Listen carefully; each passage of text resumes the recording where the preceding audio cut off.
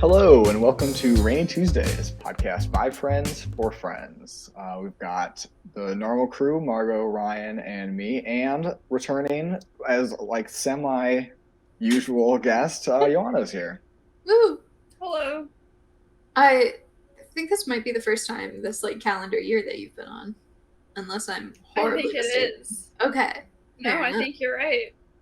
Alrighty. Yeah, it has been a bit. Yeah. Kind of crazy. Gonna get back into the swing of things. Yoana will be running it. Yeah.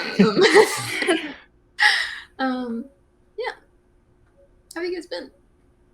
Pretty good. Yeah, not bad. I feel like I've had a lot of very tiny annoyances. Will you remember any of them for the end of the episode? Maybe. Okay. We'll Interesting. see. Yeah. I've been surprisingly busy. Like, we just got back from spring break, but Yeah. I've already got 3 projects to do by the end of the week. I hate that. I feel like that always happened, where it would be like that's why I liked fall semesters more than spring semesters, because it would be kind of slow, because you're just wanting to get to spring break, and then spring break happens, and it was just like speed running the rest of the semester. Yeah. Yeah. Yeah. But with Thanksgiving break, then you go right into finals. Yeah. I was always Which fine is with that nice. because it was always papers. It was you just write for 2 weeks. Yeah. Alrighty. A lot of things are happening in media right now. Some of which are video games. Adam? Quite a transition. Thank you. So, there is a Harry Potter video game coming out in August or September or something, and they, which looks very good, by the way. If you like Harry Potter, it looks like you pretty much just go to Hogwarts and Just visually do awesome. Hogwarts It's very things. pretty. Yeah, very pretty. Yeah. I'm worried it promises too much, but that's neither here nor there. What has happened is they announced somewhat of the plot, and one of the villains are the goblins from of Gringotts Bank fame, which has made people mad, and I am now annoyed that they are mad. So the reason that they're mad is because goblins have, in Harry Potter, have been seen in the past as an anti-Semitic caricature for Jewish people, obviously. And so now people are mad because of that, and then making them the villains. I think that's stupid. And I don't really agree, which is what I was going to talk about. I did a little bit of research on folklore of goblins, and I don't know what you guys like. So initially, Yeah. the main reasons why people think that they're Jewish people are their appearance, which is kind of hook noses, which have been a negative stereotype for Jewish people, but are also just kind of how goblins look. So I don't know. That they run the bank, at least one of the banks in the Wizarding World. We don't know any others, which another stereotype for Jewish people that they're bankers. But in folklore, goblins are also thieves generally, and kind of like to plunder and steal. So I don't know. Still kind of makes sense for me to think of them as bankers. But the only real connection to Jewish people and that faith is in the very first movie, The Philosopher's Stone. There is the 6-pointed Star of David on the ground of the bank, but that was just kind of a happenstance of where they filmed it, just some fancy building in London that had that decoration, and they didn't include that in future films. So I kind of assumed that it was just a mistake in production, and they didn't think about coupling those things together makes it look bad, and then they corrected it later on. So I think those are pretty tenuous connections to an anti-Semitic caricature, but it's something that people really run with. So I don't know what you guys' thoughts are. Do we want to do some initial thoughts, and then you can go more into the history of of goblins that you looked up? So I don't look too deep. I'm not no Okay. expert, but I just looked a little bit, and generally I try to look for like what Jewish people actually thought, which I think it's overlooked frequently when these things happen. People get very offended on behalf of somebody else, and then those Right. people aren't actually offended, which Mhm. has been what I have seen when I was looking through like news articles and just like the Jewish subreddit stuff of people being like, yeah, this isn't a big deal. But I don't know. I don't know any Jewish people personally, so maybe it varies. I only know what I saw through various articles and stuff. Fair enough. Alrighty. Yeah, I mean, I think it's definitely interesting, like, whenever people start, like, attributing things. I was saying this before the podcast, like, when talking about Harry Potter and how people just kind of, like to hate it because of J.K. Rowling now. I think that we can all do the obligatory, like, she's a turf. Yeah, she's She sucks. transphobic. Like, she's not Definitely fun. out herself as not the best person. And like, Yes. I think while she had some like influence on the game, I was reading like in an IGN article that she didn't like. She's not like a creator of it. Like, she didn't like No. write the story. She didn't like have that much influence. It was like the whole like, oh, this is like your like IP kind of thing. Like, we have to like talk to you some about the fact that we're making this. I think especially with the transphobic stuff, Yeah. the They wanna various Harry Potter, they've been trying to separate themselves from J.K. Rowling as much as possible. Like, Yeah. I don't think she's on the Fantastic Beasts movie anymore Uh-huh. either. And she has extremely minimal, if any, connection to the game. It's just kind of like her world that she's created that they are now using for future projects, I guess. Yeah. I guess, like, in my mind, I'm trying to, like, think, you know, yeah, she's not, like, a great person. But did she think that deeply into, like, trying to hate on different groups of people by being, like... And here's the thing, too, is, like, maybe it's subconscious. Maybe it wasn't, Okay. like, her trying to be like, I'm going to make this a caricature. Maybe it's just, like, unconscious. That's what I think, and like that's what I saw echoed a lot among Jewish groups was like, at worst it's an like you were just kind of oblivious to what it could have meant, and that you didn't like it was not intentional. There was no anti-Semitism on purpose, and it was just kind of like, oops, I didn't realize that this might look bad, right? Because I mean, she's not Jewish, so she probably wouldn't think that. I think, like, my thoughts kind of go to, like, did the, like, characteristics of a goblin, did those originate from anti-Semitism? Because, like, they definitely do, like, portray a lot of those negative stereotypes where, like, you hear that and you're like, oh, yeah, like, that sounds like all the stereotypes are being used. And so my thing is, like, was that maybe, like, she didn't even, like, do her research if it was, like, that stereotype originated from anti-Semitic stereotypes and, like, created the goblin in mythology. So that's kind of my thought. Like, maybe she didn't even, like, do the research and didn't even realize, like, the history of goblins and, like, their linkage to anti-Semitism if they did come after those stereotypes. Yeah, and so I looked into kind of, not in depth, kind of looking into like where goblins originated to see about that kind of connection, because that was something I saw too, that maybe goblins just kind of in general have this anti-Semitic connection, and so any like use of goblins just kind of unintentionally piggybacks on top of that. And goblins are really common among European folklore, and they weren't connected, as far as I could tell, to kind of anti-Jewish stereotypes, but it did seem like over time they kind of got merged. And we were talking about before the podcast that, in my view, an amateur person looking in, is this was probably people who took like the obvious evil mythological creature, and we're like, hey, I hate Jewish people.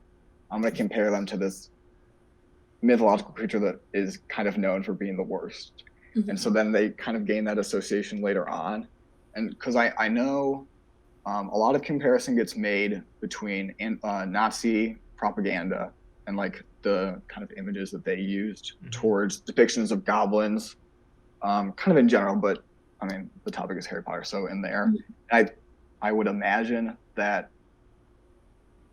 in exaggerating traits and the Nazis trying to make Jewish people seem like the devil are going to try to compare them to some kind of like vermin mythological creature. Mhm. So goblins are an easy choice.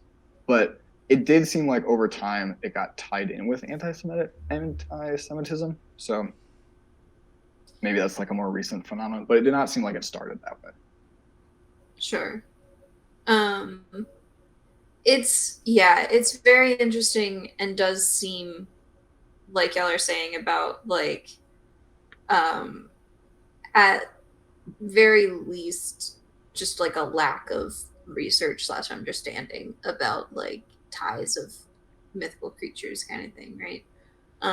Where it's like not even necessarily like plotting to like offend a community, but just like not necessarily like knowing more than just like, oh, goblins are things, and saying like, yeah, that's what I'll do for this group. Of course, like we don't know, Jake Rowling. Yeah, I guess that, yeah. it just, to me, the connection between it being an anti-Semitic character is so tenuous that, like, yeah, you could see it like that. I think if you're looking for it, but it just from what's presented, especially in the books, it just doesn't seem like there was any kind of intention there. That if there was, then it seems like you'd want to go stronger. I think one very important thing too to remember is that like it's okay to like have all these discussions and be like, you know, what did J.K. Rowling mean, or like what is it in like the book and source material and everything. But like the fact of the matter for the game creators is that like that's the existing world, right? And so it's like not necessarily them trying to be anti-Semitic or anything by just saying like that like existing characters in the world are in the game. Yeah. Yeah. I guess the kind of argument is that, especially because this has been a common comparison made through Harry, like this is not new, as J.K. Rowling has outed herself as being the worst, that people are like, oh, look at those goblins. This has been like a kind of sporadically introduced concept.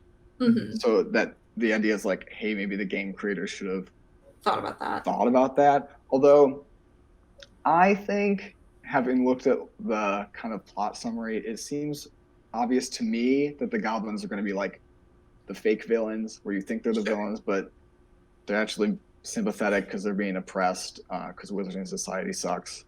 Yeah. And you'll probably come to realize that, like, hey, they're not the bad guys here. It's like the dark wizards who are manipulating them. Because there's even a scene in the trailer where you like look like you're talking with some kind of older goblin figure, which I don't know. And maybe, who knows, like what happens in the game. We don't know anything at this point, but maybe they did consider this and were like, yeah, this is our fake character. We're going to get you. And they're actually sympathetic here. So I have no idea. Even still, it just feels like they're getting mad at the wrong person to like be mad at the game creators. Like, I feel like you should be like just add on hate to J.K. Rowling. You know, like she all her stuff. No, I heard one thing about a game, one of the devs, but I heard they were fired, and so a few of them left the company. They weren't fired, but they used to have like a couple of them had like sort of like anti-social justice warrior YouTube channels where they posted that sort of content. And so it's interesting. So it'll be interesting to see how much of that has like an effect on the game, or maybe could be unrelated. I was talking about this with someone, like, you know, all these companies that make all these things, like Disney movies and like Harry Potter games and stuff like that, like have so much money, so many resources. Like, can it be that hard to do like the bare minimum of looking into the background of the people involved in your thing? Oh yeah. You know? Like, because there's been so many scandals about like different directors and different actors and like stuff like that. Like, is it that hard to just like check their social media? Google search, yeah. Right. I don't know. I also feel like if you're like in that position, it's not that hard to just like go back and delete all that Yeah, stuff. that's it. Right. Like, Right. there is definitely the whole thing like internet footprint, but like also like the whole like the Shane Dawson thing where like he hadn't deleted all of his like old content and people were like, bro, you like easily could have just deleted it, made like an apology video, and you wouldn't have been canceled like that. Before like everyone got the videos before he deleted them and everything. Like, And so I feel like if you're in that position, you definitely have money and you have power. Like, if you've truly changed, like just go back, delete them. Like, what if there has been a change since then? Why would you still keep that up? You know? Right. Very important question then for all of you. Just because you brought up Shane Dawson, and then also just because like I'm wondering with like J.K. Rowling and stuff like that. Do you guys think either cancel culture or accountability culture are real in any way? I think it depends. Okay. I don't know if we talked about this before, but I feel like after like a certain level, you're just uncancelable. Like people that are not celebrities, I guess, can get canceled, and it really does affect them. Sure. Like, I don't know. Like, there are stories of like maybe a school teacher like says something racist and they lose their job, and it's like, yeah, maybe they shouldn't be teaching, but also like that person's life is like severely impacted forever. Right. Like, especially if it's a small town, like everyone's going to know that. Which like, yes, they did a bad thing, but should their life be ruined over that? I don't know. Meanwhile, like you see the other people that like got like canceled like back from like 2018 on, and like none of that's really stuck. Like James Franco's still making movies. Harvey Weinstein's getting out of jail. God, I hate James Franco. He's a little face. Everyone that like got canceled has sort of moved on. J.K. Rowling's been canceled, but she's also like still J.K. Rowling got canceled, and she's still like a billionaire. Right. I mean, I think like cancel culture exists. I just don't think it actually has consequences. Yeah. Like, I think there's absolutely a culture around outing people for doing bad things if they've actually done bad things, which may sometimes lead to people trying to find bad things with things, but that's probably less common. But I don't think it. Yeah, like there's always people who have been like canceled. Like the dude who beat up Rihanna comes to mind. Chris Brown. Like, Chris Brown. Yeah, like still doing fine. People are still going to his concerts, whatever. Like people can do really bad things and still get away with it. And like, I don't think it has consequences necessarily. The crazy thing with Chris Brown too, this is just a side note, like he still is doing stuff. Like girls will still like come out and be like, hey, like this guy was really abusive, and like he just brushes it off. I do think that cancel culture exists, and I think that it affects like more average people a lot more, but I also think that like I've heard stories about people getting canceled, and a lot of them seem like they were never given a chance to like remedy that mistake. So my stance on that is just like, if you try to educate them, you try to kind of like give them a chance. Like everybody makes mistakes. Like maybe you didn't even have an intention, or your intentions were different and came off as completely different. Right. And if like giving people the chance to like make mistakes and learn from them, I think will in the long run help them grow, instead of just like canceling them and saying like, you did this one thing wrong, like you should be canceled. And then like they're not going to learn from that. They're just going to like get defensive. And so I think like there are some things that like if you just see this constant pattern of someone, especially like if we're talking like Ryan said, like teachers, like if you see this constant pattern that's not being fixed, like those are people in children's lives. Yeah. But also there should be second chances for like things that might not even have been intentional. Yeah. There's this documentary series on Netflix called Explained, and there's this episode on brainwashing about how people can kind of get sucked into these communities that kind of manipulate your worldview. And it was really interesting because I definitely agree with that like a lot of times people who have these kind of insane views have just gotten sucked down the rabbit hole, and they're not necessarily bad people if you give them the opportunity and the like assistance to get out of that harmful community that they're in. They will improve and like realize the wrong they've done. But like kind of that jumping the gun of like, oh, they did something bad, they're gone, while maybe it doesn't have consequences, sometimes does, and then it doesn't give them the chance to learn from their mistakes and improve. And it kind of just forces them deeper into that harmful community that they're in, because now they're like, oh, the people outside won't help me. I think teachers are a really good question, because then you're adding a lot of layers to that, because it's like, one, there's the thing like you guys said about like they're like not a celebrity, they can't just brush it off and forget about it kind of thing. But they're also like affecting kids day in day out, and like especially with something like racism, like that's gonna really really impact a child, and like potentially like traumatize them for life in certain scenarios. And so I think that like even if it is just like one statement, I feel like there should be some sort of like if it's like a one-time thing, there's like a mandatory like training kind of thing of like you have to like go through this to like learn how what you did was wrong kind of thing. Or like maybe time off kind of thing to be like, hey, like you need to understand that like this kind of action is like not okay. So yeah, I don't know, it's like tough because yes, it could take away their entire livelihood, and that doesn't seem fair in the slightest. But also like I wouldn't want them around children. Yeah. Yeah. My high school, I did not have this teacher, but my brother did. He was a history teacher who was very far right and taught. He always was talking about like he's bringing the truth that the media doesn't want you to know. Of course, what that really means is yeah.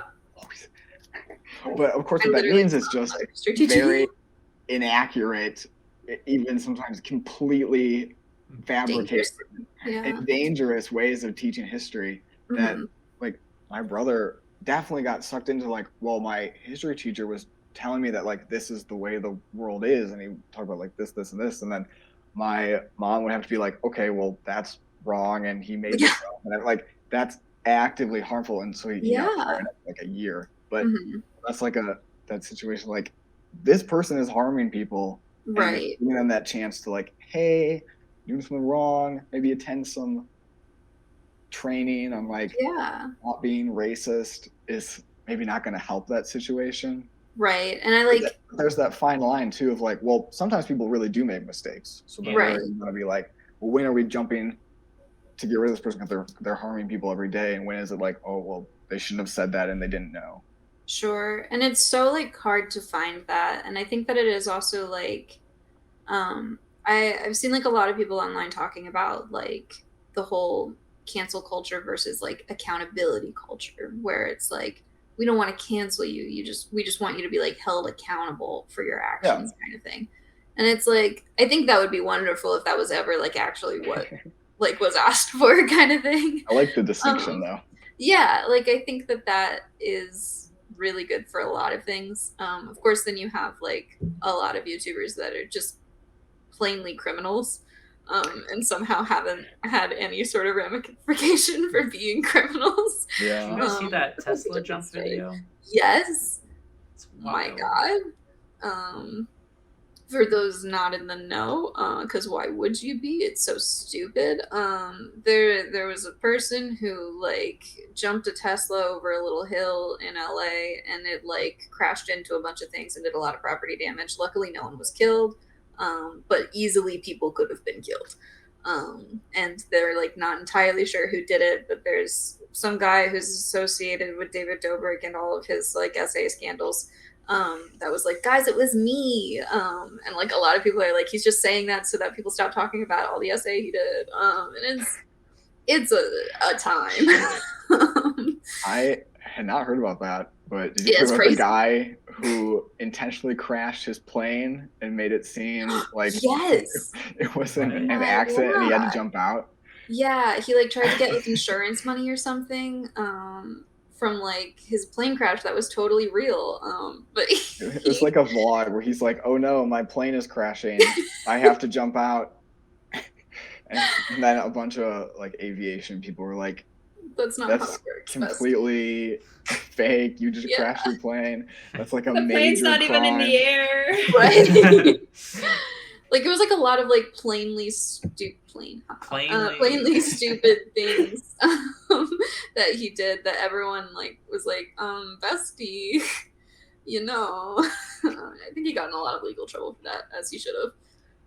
Do you guys It's all very illegal to intentionally crash a plane, as maybe anyone in America would be aware of after 9/11. Right. Yeah. Do you guys remember when Onision got canceled and his whole video? Oh god, I was not on YouTube at the time, so I've only ever seen like YouTube history kind of videos about it. He like, for those of you who haven't seen it, he like did he was grooming young girls, like super horrible stuff. It was really disgusting. Yeah, and he like was uncancelable at a point, but then like they finally canceled him by like getting rid of his Patreon, so he like couldn't make any money. Mm-hmm. And he had like a full breakdown where he filmed himself like hyperventilating, sobbing.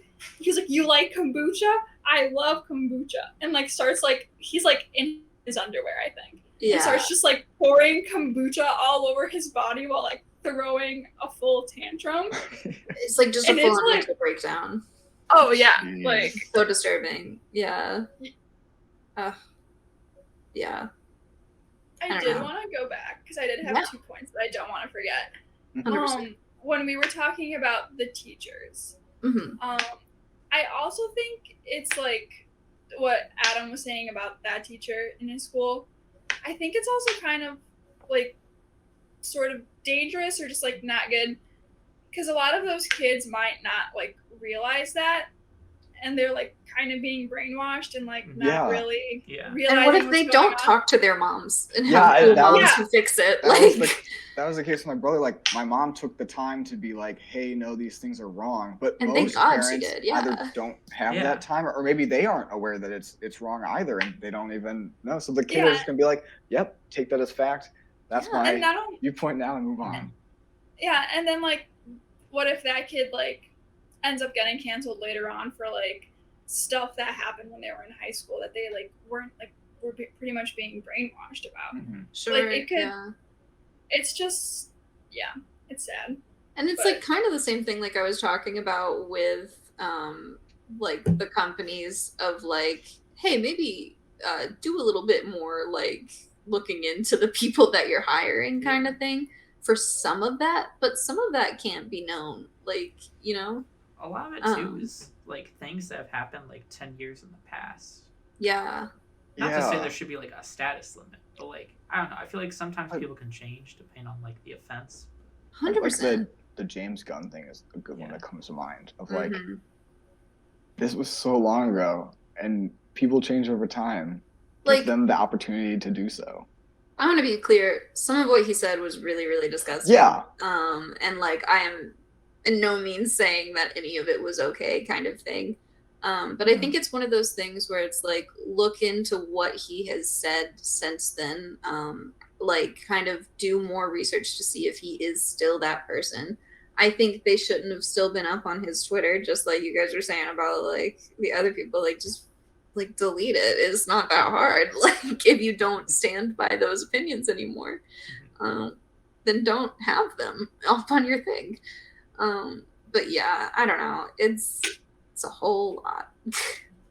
Yeah, I definitely agree that like if it was like when they were young and they've like shown that they've like changed, and like they could have had like a very conservative upbringing, and like when they got out of the house and went to college, like they could have changed that. Do you guys know anyone like that? Yes. There's a guy from my high school who was just the most insufferable little twat to be like I just did not enjoy being in the same room as him. He was so annoyingly like hated any type of person that wasn't a white man. And then he went to college, and like now he is the most like Marxist, like not like at all conservative, like sweet little hippie kid. And he like went around and like apologized to a bunch of people for how he was in high school and everything, and he's like, I just didn't know. And we were like, yeah, man, you didn't, but like it's so cool that you know now, kind of thing. Yeah.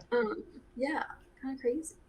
And that's like definitely, I think, what people should strive for. And like, yes, oh my god, like one, if they like change, like I don't think they should be canceled, because the point of canceling is that they don't go on causing more harm. Even if they're no longer causing harm, they've obviously learned their lesson. That's and a also, great point. Yeah, it just shows that like the whole like accountability with second chances thing like does work. Like a lot of things are just influenced by environment, like a lack of education, and by like allowing room for like honest mistakes and the growth, you can change a lot of people's minds and like have them like give them a chance to be better. 100%. Yeah, I think that's a great point. Yeah, I don't know. I like the whole like Jenna Marbles things come to mind, where it was like all of the stuff that she was being canceled for like had been, 10 years before she left, kind of thing. And it was like a huge deal where she had definitely like understood why all of it was wrong and didn't like want to be that person, kind of thing. But I think that it was like different in the sense that she left, like she didn't say like, guys, no, it's not me anymore, like oh my god, no, like that's just so not who I am anymore, even though that was like evident, right? Like she didn't try to play that whole card. She was like, I don't want to hurt people, and so she stopped like being online. And I don't know if that'll be permanent or not. Like I think the only person who knows that is her. But I think that it shows much more growth than like a lot of the other people online that were like, guys, oh my god, I'm a new person. Like I'm so different than who I was. Oh yeah. And a lot of what I've heard is that like she's the one that should have stayed online, because like her apology was genuine. Yeah. So like, and like she genuinely did change. So like having someone like that online can be like such a good like influence to have, like people to look up to and to like kind of own your actions of the past, right? But also, like have grown from them and like be that example for people, versus all these people who are like fake apologizing still being on there, right? And then J.K. Rowling. Although I guess it would be an interesting thing, but it seems like the kind of general consensus is that J.K. Rowling is terrible. So it seems almost like a successful cancellation. I guess you get into the weeds of like people who don't want to financially support her, even if it is really small amounts of money you're sending. Right. And you can have that position, but it seems like for the most part, people are like, yeah, she's terrible. Moving on. We're not kind of dealing with her anymore, and the world she's created has moved on to other hands. It's such an interesting thing that everyone has just been like, Harry Potter isn't yours anymore. Yeah. Like I kind of love it.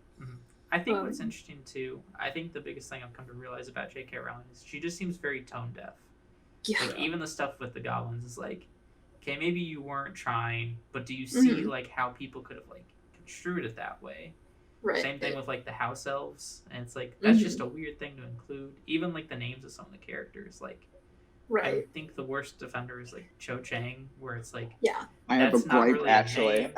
What? Okay. So I read a whole long thought out post about Cho Chang that is just the normal name from particularly from people in Hong Kong, which British influenced heavily. A lot of people immigrated from Hong Kong to Britain, especially in like the 80s, 90s, where the story takes place. That it's basically just a normal name. And it was another one of those things where people got offended on behalf of Asian people without insulting them, because the post was talking about how like everyone they knew was like, yeah, this character is fine. There's nothing wrong here. And then they were like surprised to find out that people were offended because it's just a normal name. Mm-hmm. I think the big thing is that the name itself is not like a natural name. Like, it is like from Hong Kong, but like Cho and Chang are both like last names, and perhaps it might be something from British imperialism for why it's a name, but again is a little bit in that tone deaf area. There's also that, what was the Irish one? Seamus Finnegan. Actually, yeah, I'm mad about everyone who's mad about the names. They're just names. There. I think I think it just says to like her tone deafness that like they don't have to be like related. You can name Right, your like, it's character not- Bob. Sure, like, it's not something that's so crazy, like, this is why we need to cancel J.K. Rowling, but it is just like, did she think any of it through? Like, I think that's was like, this the masterpiece general thing we all thought it was? I don't think necessarily that J.K. Rowling was terrible all this time. Mm-hmm. Maybe she was, but like I think you can definitely like see a line of how tone deaf she was through all of this. Of like, Sure. maybe she should have thought this through. Just like how she's not really like thinking through right now.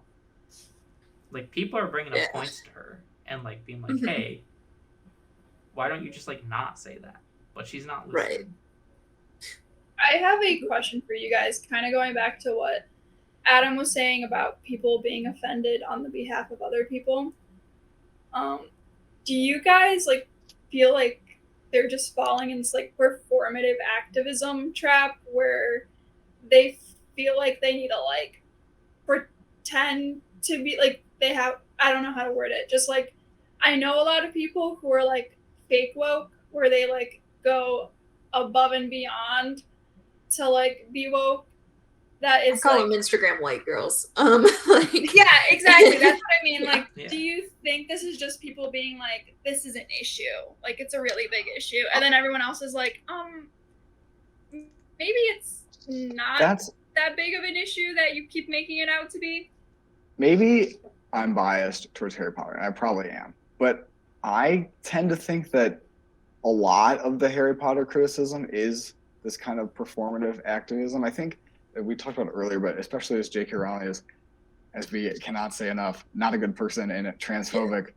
Right. I feel like this gives this incentive to be like, what else is wrong with this? And they look towards kind of scrutinizing to try to find anything that's wrong, where, I mean, maybe you guys have different opinions, but I really don't think the commonly cited like goblins or Cho Chang or Seamus Finnegan are bad or like I think you nailed wrong. It. Yeah. I think there are these things that people can look to and kind of maybe parrot back, but as like an easy thing without looking too much into it, is like, wow, isn't that bad? Moving on, accept my opinion, and aren't I cool? And then you kind of look to the next thing. I think that like it's the whole separating the art from the artist thing that a lot of people really struggle with, understandably, because it can be difficult. But it's the whole thing, like, you know, would you, like, if you read Harry Potter unknowing that it was Harry Potter and there was no name on the book, right? Like, would you still enjoy it, or would you have those issues with it, kind of thing? And it's like, is just knowing that someone that is so horrible, as we all know, like, is it just that she's the one that wrote it, kind of thing? And it's tough to say, but I mean, I don't know. I think especially for books, authors are like barely attached. Yeah. Like, if you didn't go looking, I mean, I guess J.K. Rowling might be a little bit different, but I think for the most part, books, if you don't go looking for the author, you're gonna have no idea who wrote that book. And for the most part, that's probably the case with Harry Potter. I know, I was looking into this too, that J.K. Rowling has a fraught history with the media, and so really did no media presence for a long time until relatively recently. Probably also kind of well, maybe to stay relevant, but I think J.K. Rowling thinks very highly of herself and thinks she's more woke than she is. Yes. Yeah. And so for I sure. think she wanted to use media as an avenue for that. But Mhm. I think especially like reading it back in the past when it first came out, there was really nothing that having the author behind it is connected to the story that you're reading. Right. Yeah, and I mean, like, there's some things that are obviously bad in books. Like, one I will always bring up of the Twilight author Stephanie Meyer being the whole like, it's so cool to know a Confederate soldier in flesh and blood, or I guess flesh and no blood. But it's like, I don't know. It's such a like there was nothing that obvious in Harry Potter that I read. I haven't read them super recently, so I guess I don't know. But that's my thing. I feel like if I reread them now, I'd pick out a lot of these things. Yeah, I think that's understandable, though. Yeah, like we have all had like a lot more education on things and everything, but then it's like, as much as we know now that it is a different thing, like Friends is not the most inclusive show in the world, of literally anything. And like it has a lot of really bad jokes of all different types of like groups of people being offended from them, kind of thing. And it's like that's all super fair, and like looking at it through like a 2022 lens is like, yeah, that's tough. But like the show itself, a lot of people still enjoy. I don't know. I don't know where I was going. I want to throw out a really good movie on Netflix called Disclosure. Okay. Which has it. It's about a lot of transgender actors and actresses that really talk about like media and the portrayal of transgender people. And a really interesting thing that they include in the movie is talking about like how these movies in the past have portrayed transgender people and how it's been so negative. And there was like movies mentioned that like when I watched as a kid, one of them was the Jim Carrey one, Ace Ventura. Yeah, that one. And they brought up the final ending scene. I don't know if you guys have seen it, where it's revealed that the villain is a transgender woman. And everyone like is like, oh my god, that's so disgusting, which a lot of the actors talk about how like growing up and seeing that scene has like kind of traumatized them, because like it's portraying that the initial reaction to finding out that someone's transgender is something like that would be disgusting. And I don't even remember like connecting the dots when I watched it as a kid, and I just thought it was so interesting how many of those things have just like blown past our heads, because like it was so normalized in the early 2000s, even in some situations now, but also because we were kids and we were just like being fed such negative stuff that like we weren't even like processing as like this is what it actually means. But really good movie documentary that you guys should check out. That sounds very interesting. Yeah. Yeah, that got like a lot more serious than I thought it would. No, not just from that. From like the whole conversation, I was like, oh, we'll talk about a video game. Kind of loosely related to the video game. Yeah. Very interesting. So another thing that people are all up in arms about, but I think in a much more stupid way, if you ask me. I think it's all stupid. Is you're gonna have criticism, have real criticisms that are actually thought out. But like at least those are being like, oh, we shouldn't be mean to people. These ones are like, we should be mean to people, especially women. But the hot take that women aren't allowed to enjoy things. No, how dare they? Anyway, Turning Red. Yeah. Turning Red is a movie that came out recently. It's a Pixar movie. It's about a little 13-year-old girl. She is living her best life, becoming a teenager, having sexual thoughts about boys, and like, you know, just not general sexual thoughts. Imagining boys as mermaids. Well, that's sexual. What's the difference, Ryan? Like that's real sexy That was the stuff. comment that they put out. What it means, right? It's like, I haven't very seen weird. it. Even I knew that, Ryan. It's a weird sexual fantasy, considering there's no way. Is it like no kink shaming? Yeah. I mean, Don't judge. Yeah, I think fair that whole enough. scene I is you can suppose do plenty of stuff. there are other ways as well. Also, though, you know, she grew up watching Little Mermaid, like the King Triton. It's the inverse. But isn't King Triton the only guy mermaid? And isn't Yes, I he know. a hottie? But anyway, Regardless, but none of that is the point. Sexy Disney parents, King Triton. But anyway, back to the point. So she's what? I was gonna say he's like the only alive Disney parent. Oh, I mean, true.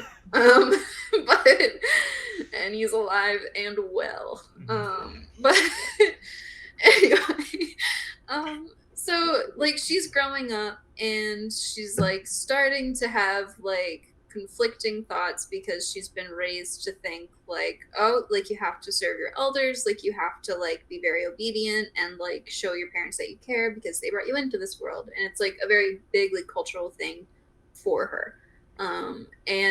But she's also got like all these friends who like don't necessarily share her culture that are like, come on, like just go out and like hang out with us because like you're a teenager, like this is what we're all doing. We're singing karaoke. And so then it becomes like a whole big conflict. Essentially, she like ignites this family curse or blessing, depending on who you ask in the family, that the women in the family turn into red pandas. And it's like, oh God, oh no. And so you like wait until the next red moon and then you can do a ritual that like contains your red panda spirit into like some sort of jewelry piece. So that way you don't accidentally become a red panda kind of thing. Very clearly puberty. It's puberty. Like it's a sign for like not teenage rebellion, but so much as just like growing separate from your parents kind of thing. And yeah, a lot of people didn't like that message. Yeah.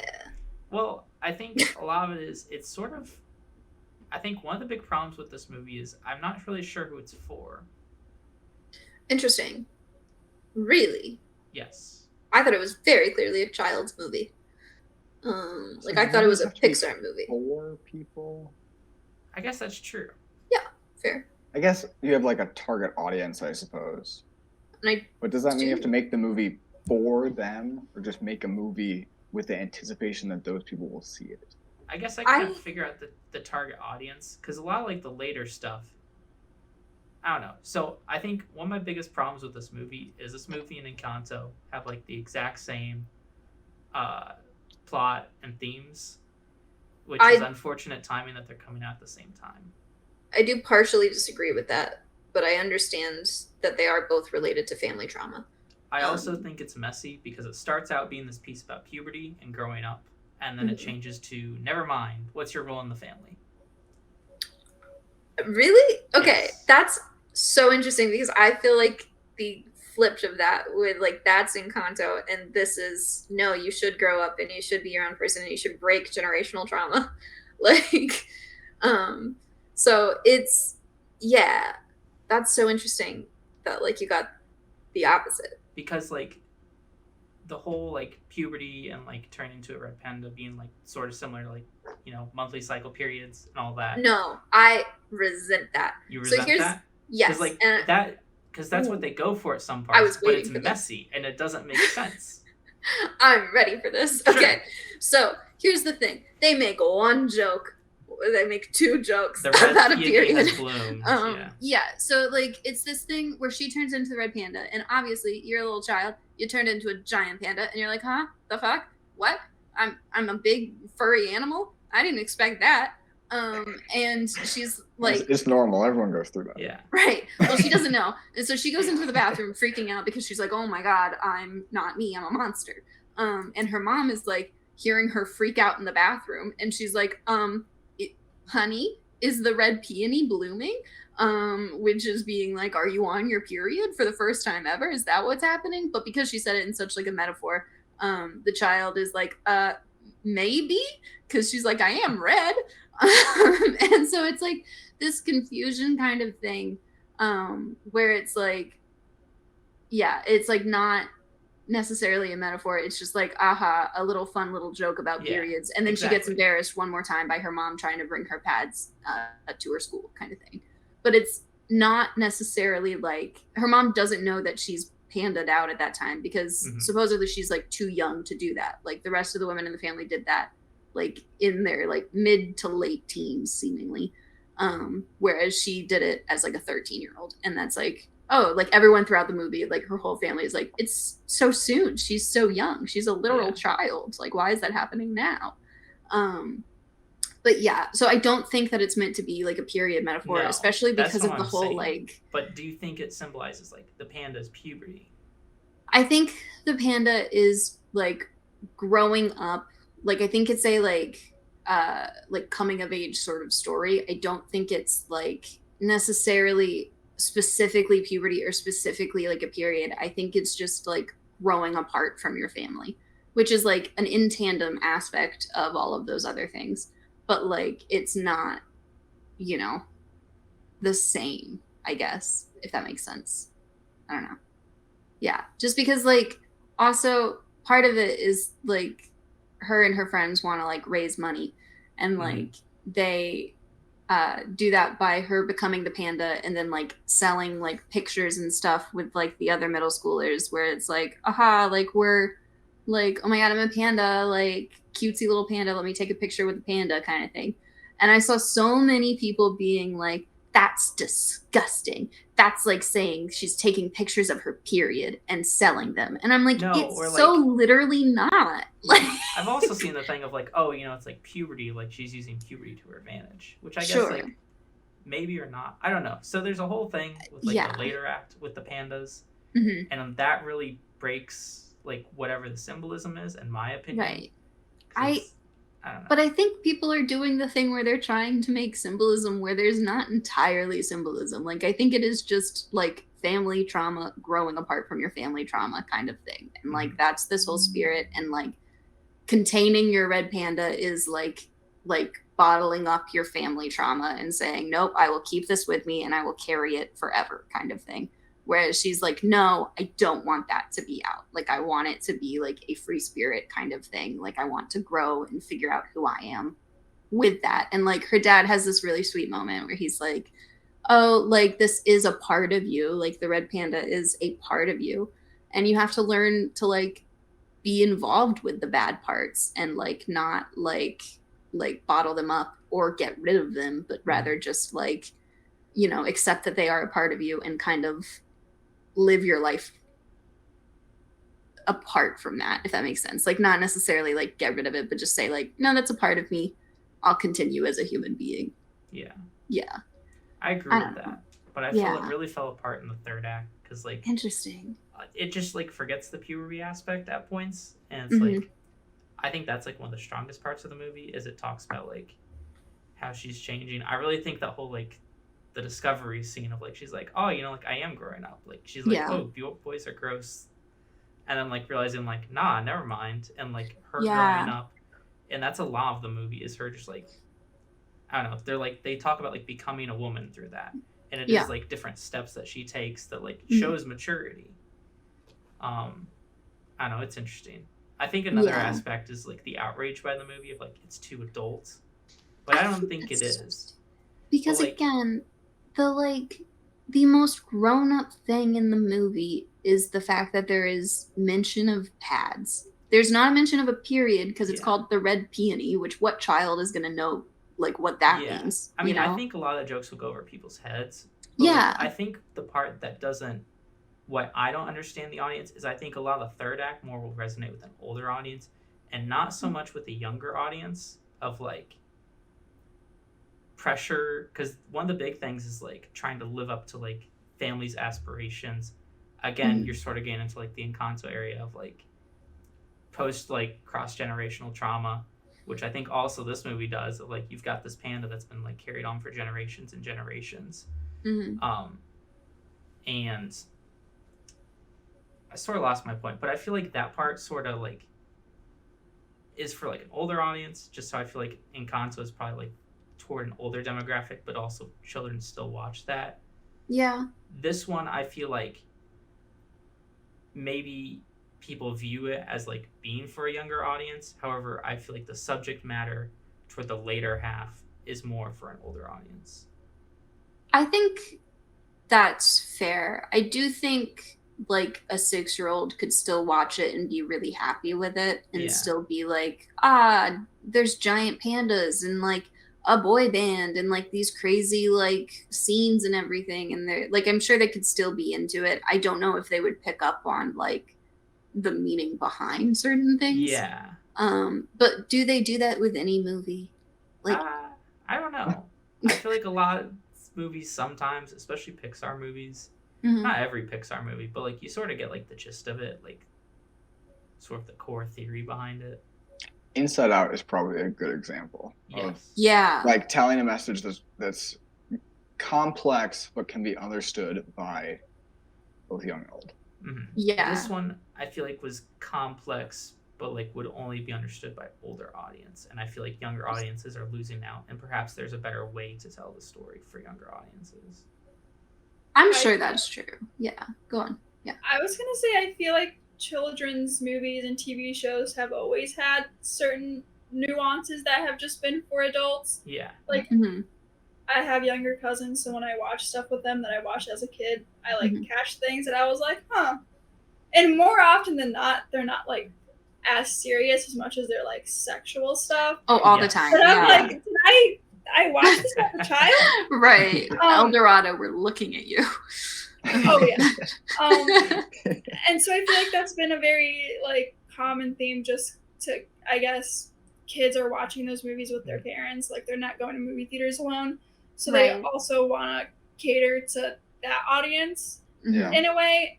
And I do like the fact that we're moving more from like just having a bunch of sexual innuendos in those TV shows to like a more serious topic that like it still caters to the adults that are bringing the kids, and the kids are still enjoying it while still keeping it appropriate.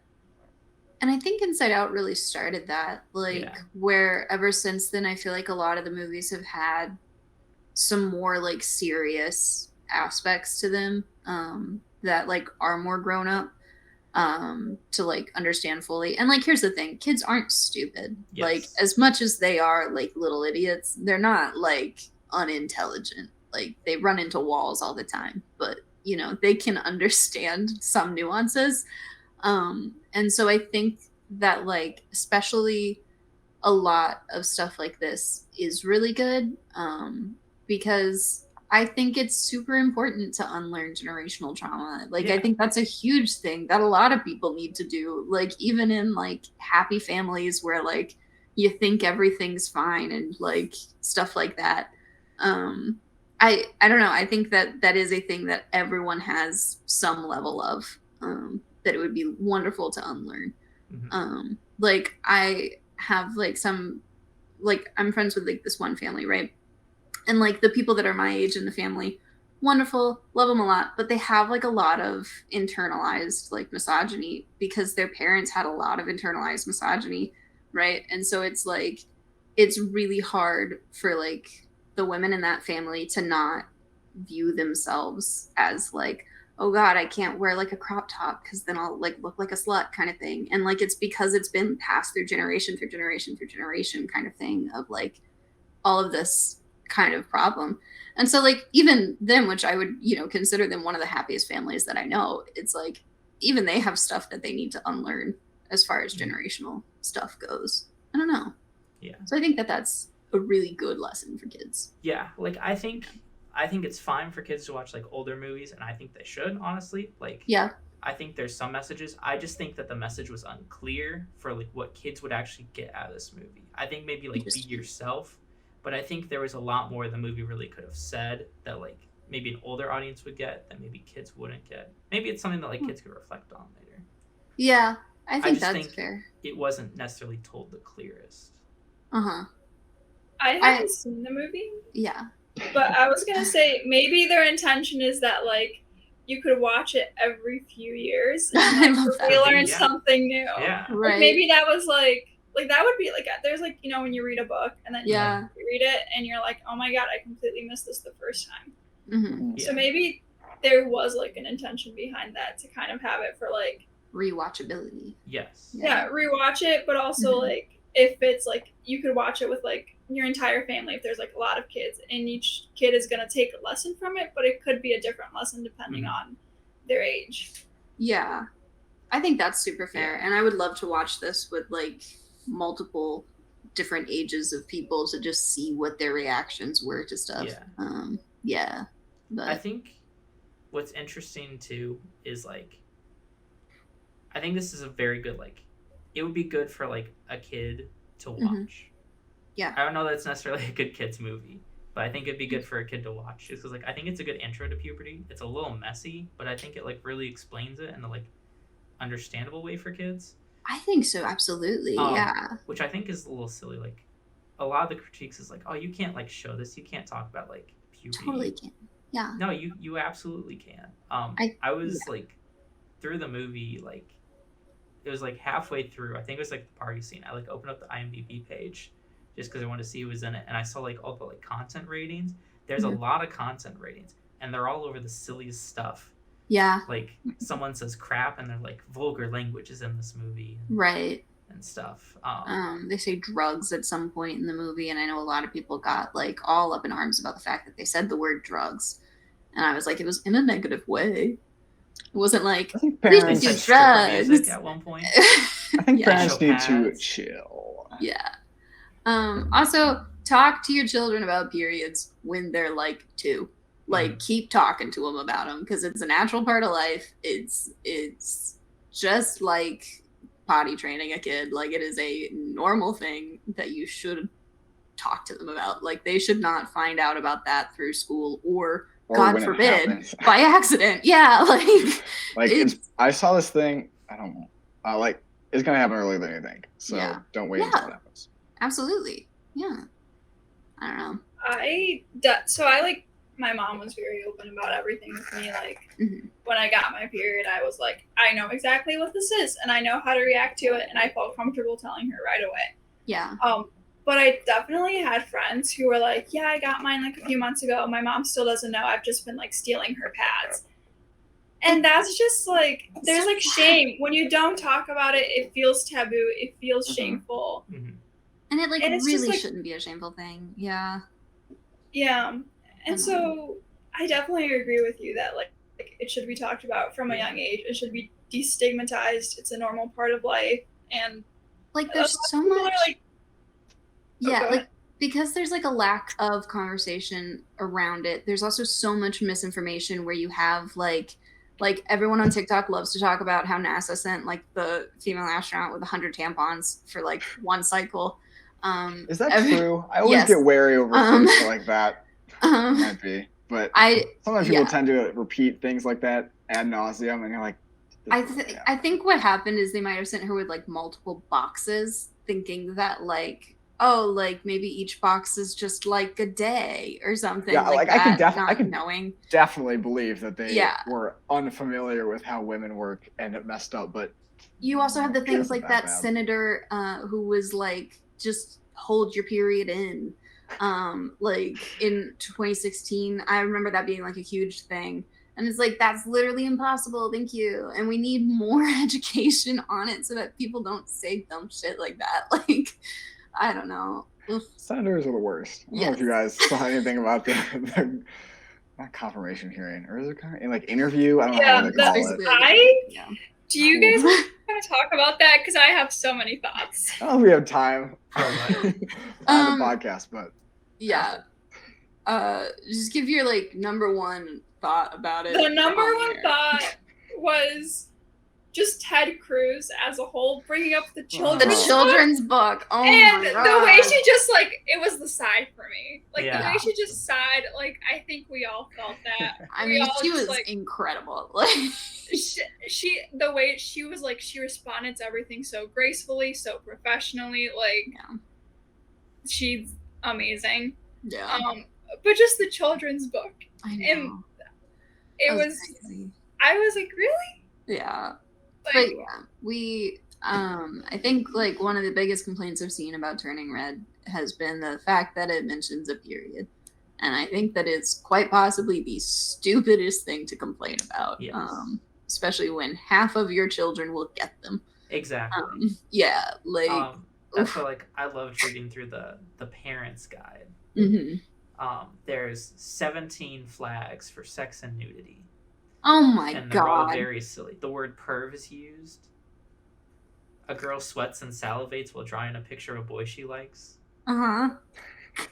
I don't know. All the things she does are like typical. Like nothing is like. I saw a really funny thing about like a girl who went to like art school for like it was like an arts education thing. I don't know, but like in middle school when she was going through puberty, and she was like, the way that every woman in my class was drawing naked men all over the place, you would have like no idea how graphic we got. Like, yeah. I also think it's interesting the way like what Ryan was mentioning about like this girl having like a crush on a guy. Mm-hmm. The way that like guys are portrayed having like crushes on girls at that age, like I've never seen anyone be like, this is problematic. No, like why is he has a little crush? Like, it's this weird double standard. Absolutely. And it's also this like, I don't know, it's just upsetting that like a girl having a sexual awakening, which like is something that a lot of women go through.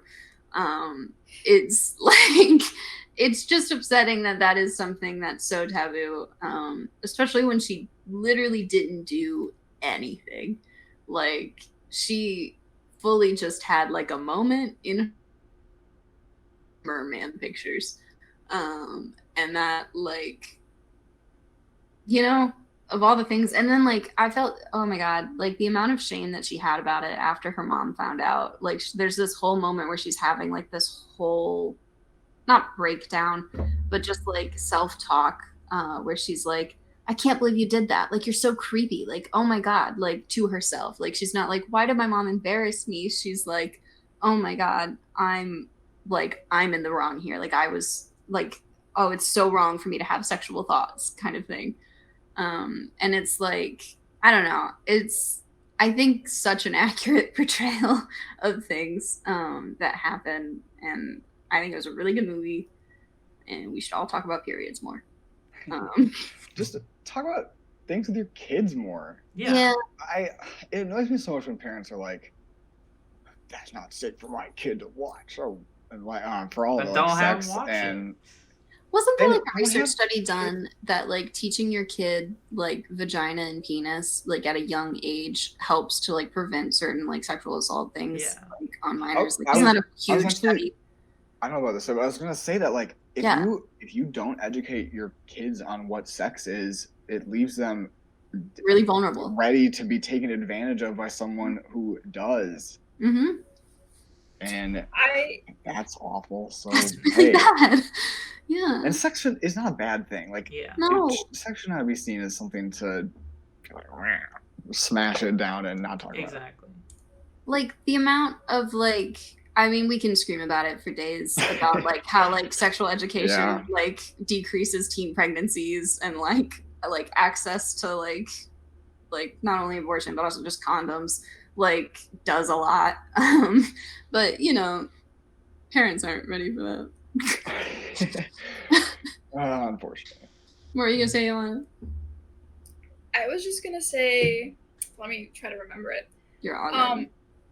It was this really interesting thing that I saw about this woman discussing how when you're having like a talk with your child about sexual assault, it's really important to tell them that like even if you like get pleasure from something, that doesn't mean it's right. Yeah. And there's like a lot of data that proves that like even if you're getting raped, your body might respond in a different way that's like contradictory to like everything else that's going on, and people use that as an excuse, like, oh, well, she was aroused. Right. And so that's like such a very important conversation that I don't think a lot of parents have, because it's so like, I guess, uncomfortable for them to talk about sexual arousal and pleasure.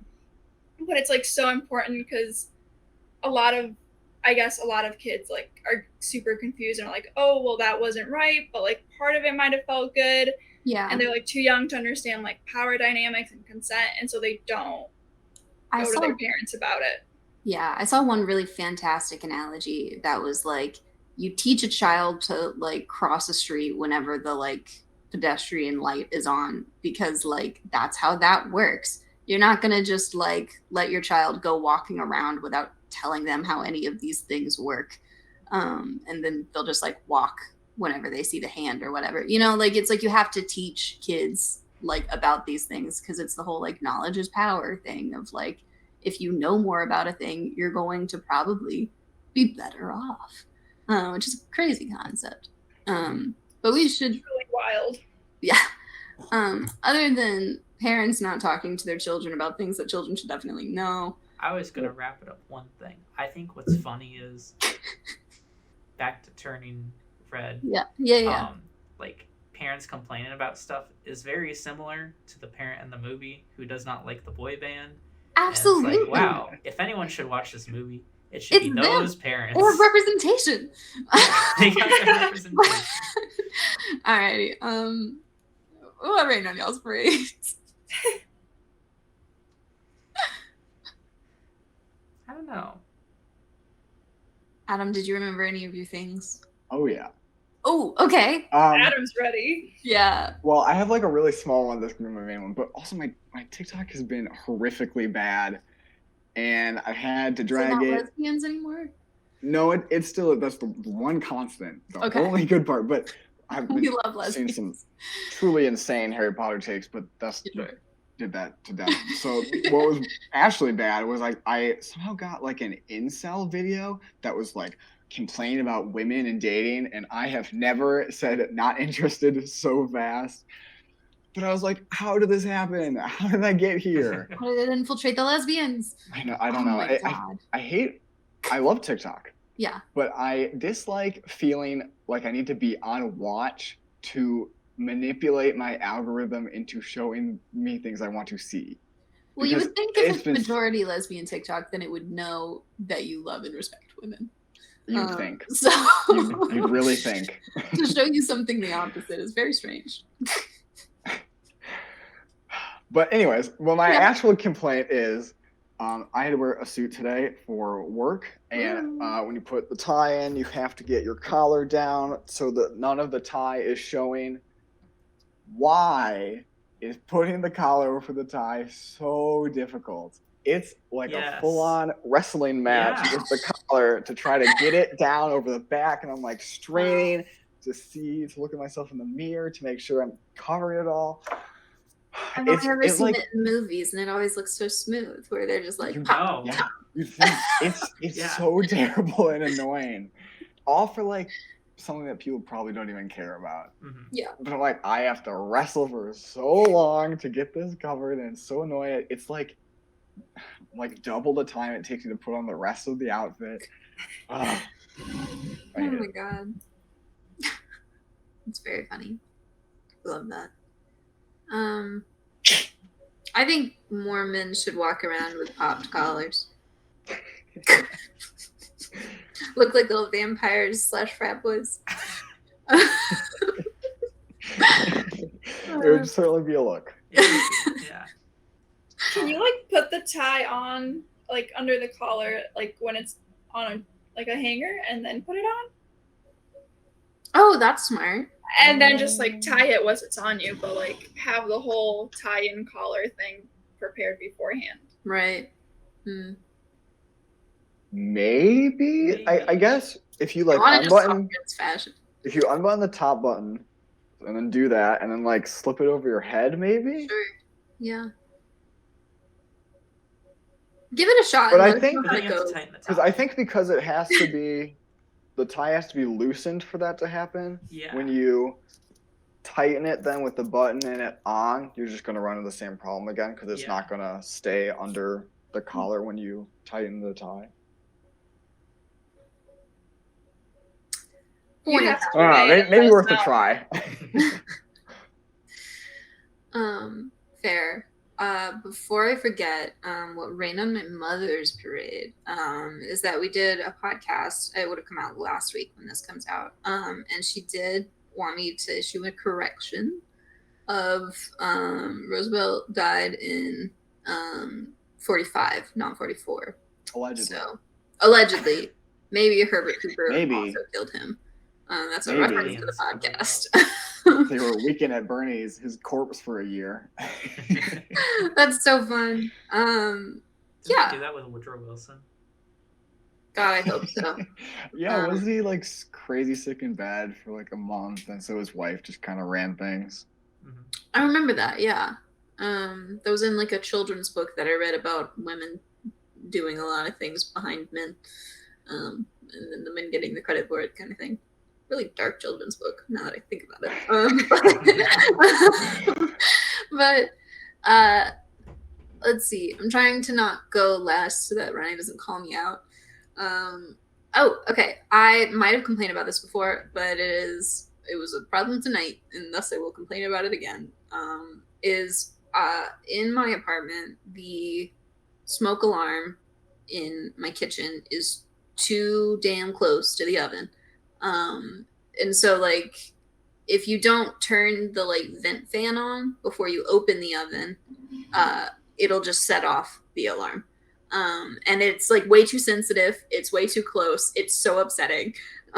Some pretty poor design right there. It was horribly designed. And I know it's not just our apartment because I hear other people's going off occasionally. And I'm like, those poor bastards didn't turn their vent fan on. But yeah, it's a problem. It annoys me. It's a really loud, piercing alarm. You can turn it off really quickly, but it's just like an annoying little thing that you have to deal with. And it really scares my poor little cat.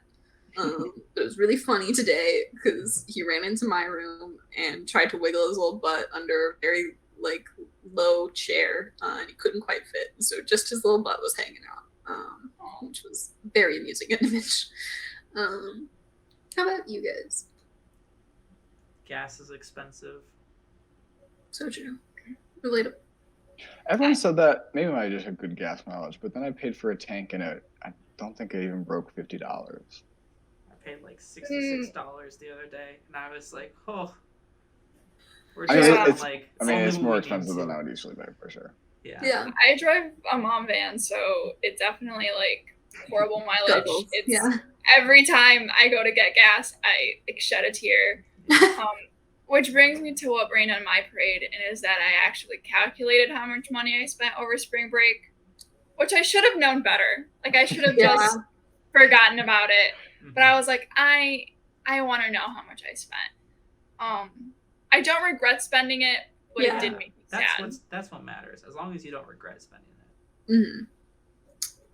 Yeah, that's always every now and again. I'm like, I should really do a budget to make sure like what I'm spending, like exactly like gas is super expensive. Like, so how much really did it cost me to drive home and just generally, and like all the other stuff, like I don't know, movie tickets and whatever like random expenses I'm paying for. But then I'm like, I don't think I'm gonna like what I find.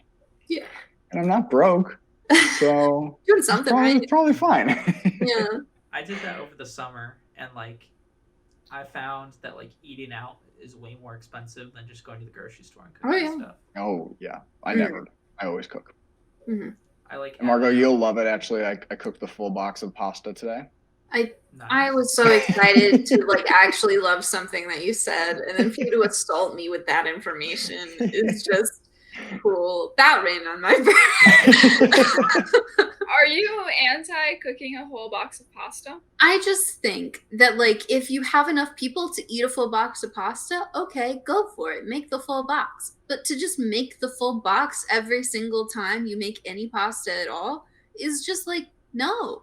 It's more convenient. No. Then you have Also, hot take, leftovers, particularly leftover pasta, is frequently better than when you first cooked it. It's had a chance to sit for a while. Yeah. Especially anything with sauce, because like then it kind of soaks the sauce. I agree with. I if you're doing like a concur. pasta dish, that's different. But if it is just your buttered noodles, I so entirely disagree with you. I agree with Margot. Intention matters. Yeah. Yeah. I don't know.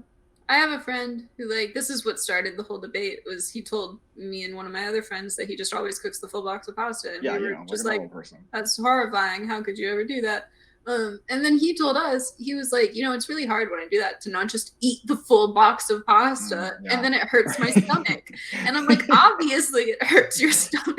Like, oh my God. All right, well, don't eat the full box of pasta at once. Or two. Don't eat, but do cook the whole box Yes. of pasta, because it's more convenient than cooking pasta twice.